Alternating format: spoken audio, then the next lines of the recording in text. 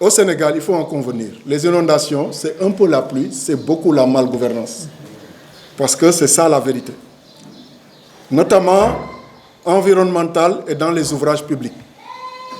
Donc, pour preuve, la place où nous sommes actuellement, où nous sommes assis, a été inondée au moins une dizaine de fois en 15 ans.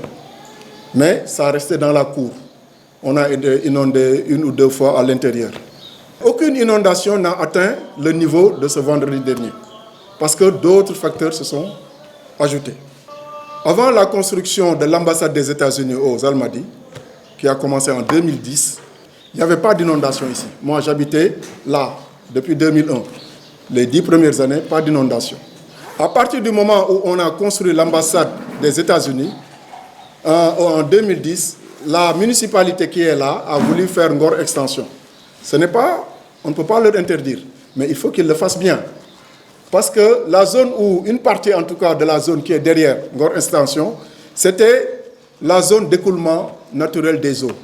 Les eaux venaient et passaient par là et allaient à la mer. La mer est juste derrière, même pas à 100 mètres. Mais ils ont remblayé par l'argile de l'ambassade des États-Unis, qui fait que la zone, au lieu d'être une zone en contrebas, est devenue plus haute que notre zone. Déjà, ils ont bouché toutes les voies d'eau. Je suis allé à la mairie à l'époque, je leur ai dit, mais ce que vous faites, ça va nous créer des inondations.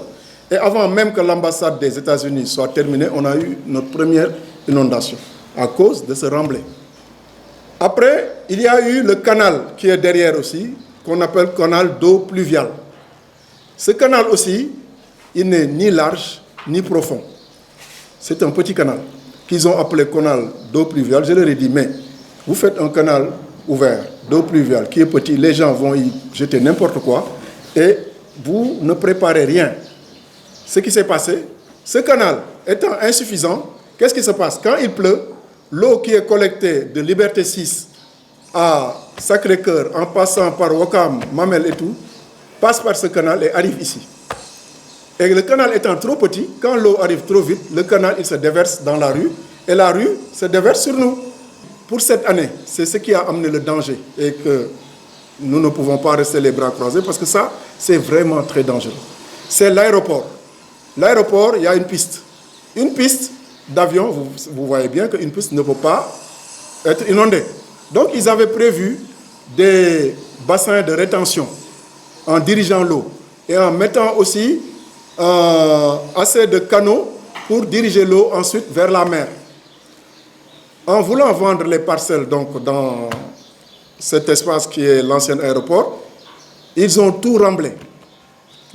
Et maintenant, l'eau qui devait aller là-bas, c'est cette eau-là qui se déverse. Et c'est cette eau qui a amené cette puissance la dernière fois, le vendredi 5, c'est-à-dire une semaine avant ce vendredi-là. Ça a été tellement puissant parce qu'avant, quand il y avait des inondations, l'eau venait par là-bas. Du méridien, ça descendait. C'était le sens de l'écoulement. Cette fois-ci, l'écoulement est venu là. Moi, j'étais en haut. J'ai vu l'écoulement, je me suis dit, il se passe quelque chose. C'est après que j'ai enquêté, on m'a expliqué ce qui s'est passé. Mais il a été tellement violent que la porte que vous voyez là a été emportée. Boum! Celui qui serait là-bas, il serait mort.